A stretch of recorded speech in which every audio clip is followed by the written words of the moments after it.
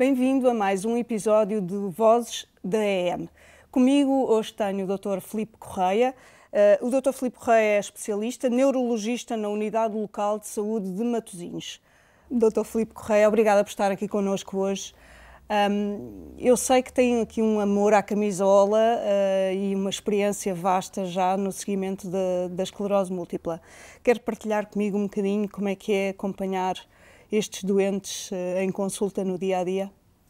Bem, obrigado pelo convite. É um gosto de falar sobre esta doença. De facto, eu acompanho há mais de 12 anos, sou responsável de uma consulta dedicada à esclerose múltipla e o dia-a-dia é sempre muito... É diferente de doente para doente e tal e qual como a doença, que é sempre dispar em cada um dos nossos doentes. Eles podem se apresentar muito levezinho, como depois muito grave, ou então às vezes até estão muito assintomáticos, mas têm sempre alguma queixa e isso é sempre imprevisível, tal e qual como a doença. Por outro lado, nós temos vindo a aumentar a capacidade de detectar aquilo que é a doença silenciosa e por isso nós, de certa forma, antes ficávamos um bocadinho à espera de cada consulta para perceber se o doente tinha agravado e agora não. Estamos um bocadinho ansiosos para ver os resultados das análises, os resultados da ressonância, portanto, aumentamos a vigilância e isso faz com que nós estejamos muito mais atentos a outras coisas que não só a conversa com o doente, não só o exame neurológico, e aumentou muito mais a nossa necessidade de percorrer um caminho com o doente e não só deixar para que sejam os doentes a dizerem-nos coisas. Portanto, nós vamos com eles e vamos tentar encontrar soluções para alguns problemas que não sejam só os surtos e não só a medicação, mas outros componentes. Nós hoje vamos tentar focar-nos aqui um bocadinho na esclerose múltipla nos mais idosos, nas pessoas mais velhas. Com que idade, habitualmente, é que surge em média este diagnóstico da esclerose múltipla?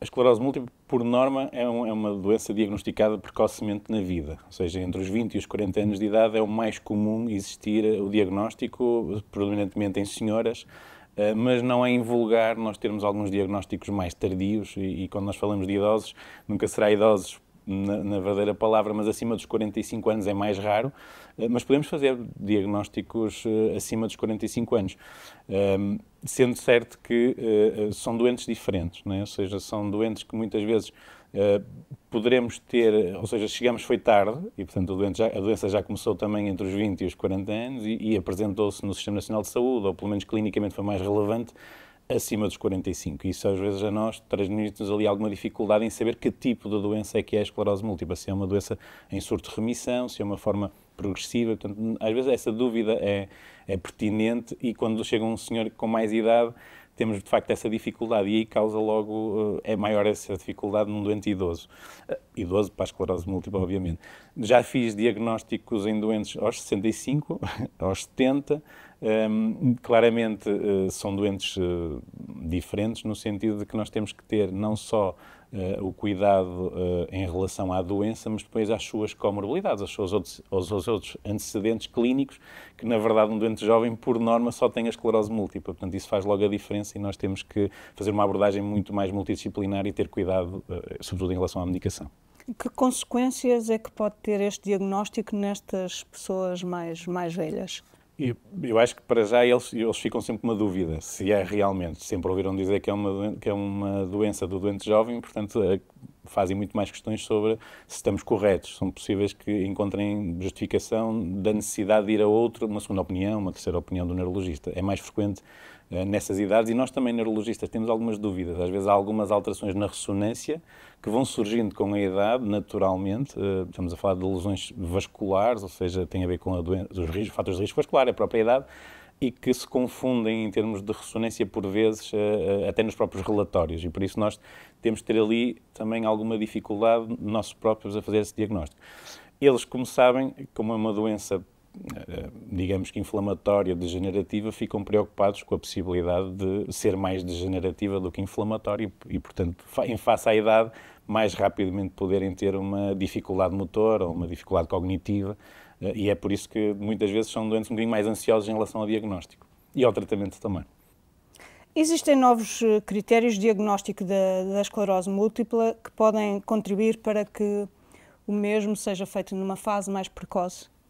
Sim, felizmente temos vindo a assistir a isso, ou seja, nos últimos anos há uns critérios chamados critérios de McDonald, são os critérios mundialmente reconhecidos como os indicados para fazer o diagnóstico, e aquilo que aconteceu foi de passar de apenas uns critérios clínicos, ou seja, o doente tinha que ter várias manifestações para conseguirmos chegar a um diagnóstico, e atualmente, com base nos biomarcadores, nomeadamente a ressonância magnética, o estudo da punção lombar, o líquido cefalorraquidiano, rapidamente, às vezes num primeiro episódio, numa primeira ressonância, fazemos o diagnóstico. E isso é uma grande diferença porque encurta muito o tempo.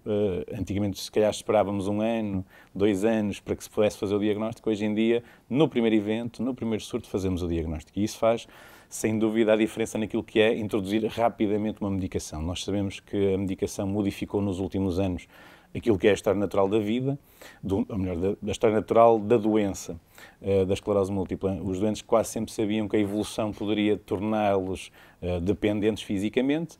A medicação o que causou foi uma diferença, um atraso significativo nessa idade e até, em alguns doentes, não chegar a acontecer essa dependência física. Por isso, quanto mais cedo introduzimos uma medicação, muito mais será fácil cumprir esse objetivo. E nos últimos critérios, os últimos que foram apresentados no Congresso Europeu, agora em 2024, foram até à questão de apenas na primeira manifestação radiológica, ainda sem existir grande manifestação clínica, podermos introduzir uma medicação.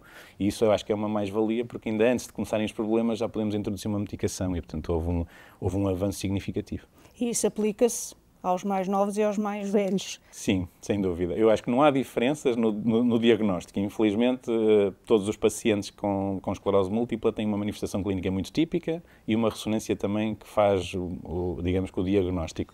A punção lombar é exatamente idêntica, portanto, no fundo, todos os critérios de diagnóstico aplicam-se ao jovem e ao mais idoso.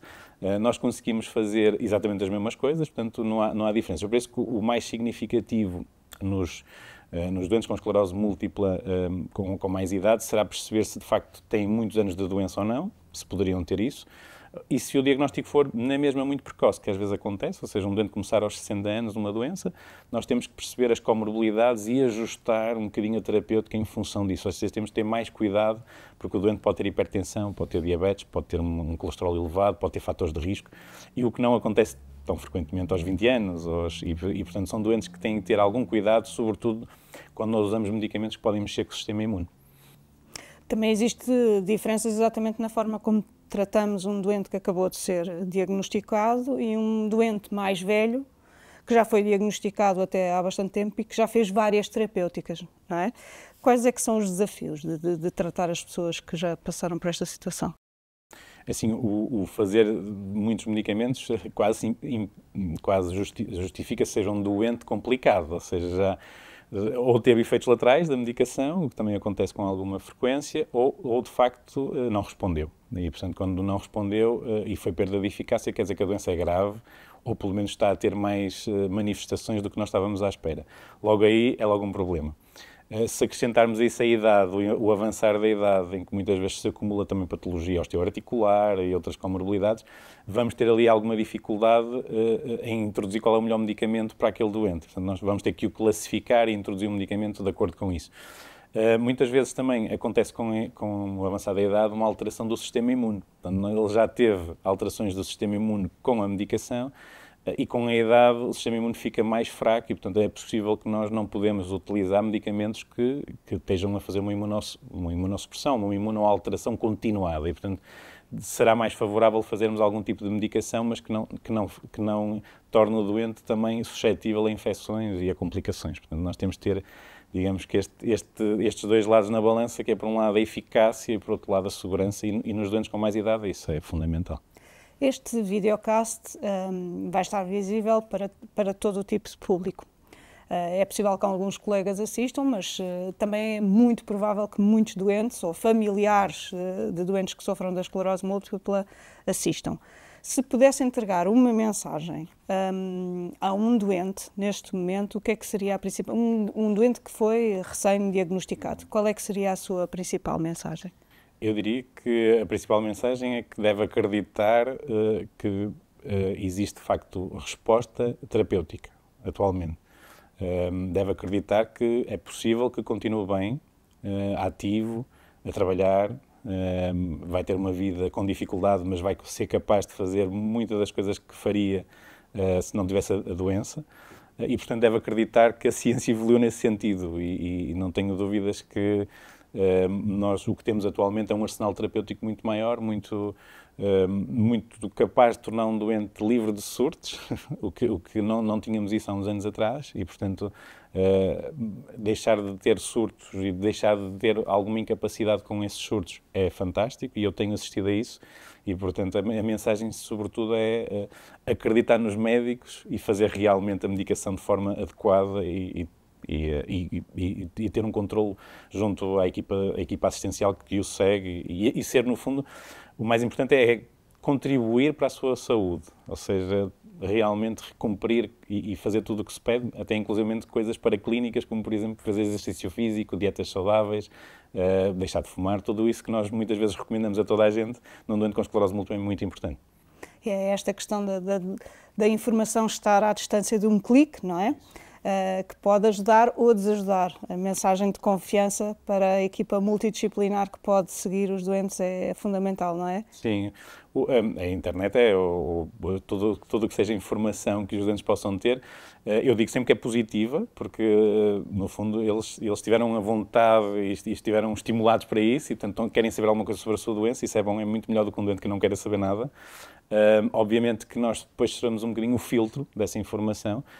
Não é invulgar alguns doentes saberem às vezes mais coisas que leram em algum sítio que nós não lemos porque de facto não percorremos todos os sites que existem, mas o que é certo é que isso pode se tornar uma mais-valia quando os doentes percebem que devem procurar um profissional de saúde para filtrar a informação e pode também ser, digamos, um revés para o acompanhamento se eles acharem que aquilo tudo já no fundo estão a ser mal seguidos ou então precisam de procurar outras opiniões porque encontraram alguma coisa que afinal existe noutro mundo ou noutro país em que se deve fazer e portanto eles muitas vezes têm esse acesso, mas na generalidade do que eu conheço dos nossos doentes é que eles procuram isso para ficarem informados e depois para retirarem connosco dúvidas. Isso é fundamental. Desde que começou a sua especialidade até agora, tem assistido a um aumento exponencial de doentes na consulta, não é? Isso é sinal de que estamos a diagnosticar cada vez mais cedo ou melhor? É uma pergunta difícil. Parece existir um aumento da prevalência e da incidência. Não sabemos se de facto tem a ver com o diagnóstico, provavelmente terá, porque nós temos muito mais acesso a uma ressonância magnética hoje em dia do que há uns anos atrás, facilmente por questões que não são diretamente ligadas à esclerose múltipla, como por exemplo umas cefaleias, umas dores de cabeça comuns, podem fazer uma ressonância e lá está o diagnóstico precoce através da ressonância magnética poderá ser feito. E isso, digamos que nos pode avançar com um diagnóstico 5 anos até, ou seja, a pessoa pode ter uma alteração na ressonância e só 5 anos depois uma manifestação clínica. Então, muitas das vezes, estas ressonâncias estão a fazer diagnósticos precoces. Nós temos tido, nos últimos anos, um aumento da incidência e da frequência e provavelmente vamos continuar a assistir. Há quem diga que tem a ver muito com a higienização, com os tempos modernos, que as doenças autoimunes estão a aumentar também, e, portanto, mas na verdade ainda temos muito pouco dados sobre isso. Eu acredito que sejam mais os diagnósticos que estão cada vez mais precoces. Muito obrigada. Uma última mensagem para o público que nos está a ouvir hoje. É assim, vão haver a esclerose múltipla é uma doença de todas as idades, não há dúvidas que a prevalência será numa idade mais precoce e por isso atingirá pessoas em fases ativas, em projetos de família, em projetos pessoais, de trabalho, mas o que é certo é que a mensagem é acreditar novamente naquilo que é os profissionais de saúde, a ciência e, na generalidade, a medicação atualmente funciona. E sempre que um médico ou um profissional de saúde aconselhar determinadas coisas, devam cumprir. A mensagem é mesmo essa, no fundo ter alguma perseveração e fazer o que os médicos e os outros profissionais de saúde pedem para fazer. Muito obrigada, Dr. Filipe. Uma mensagem de esperança nos profissionais de saúde, acreditar naquilo que lhes é recomendado. É preciso continuar a pesquisar, é preciso continuar a fortalecer conhecimento. Conto convosco para mais um episódio. Em breve. Obrigada.